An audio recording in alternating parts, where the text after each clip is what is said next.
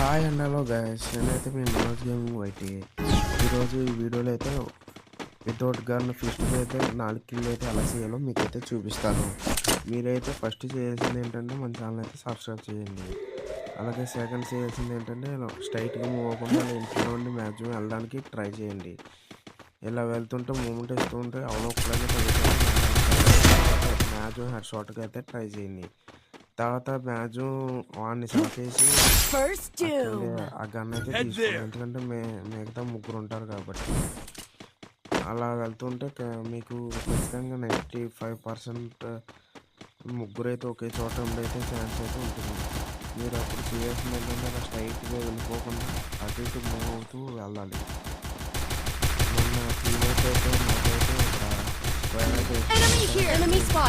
so మన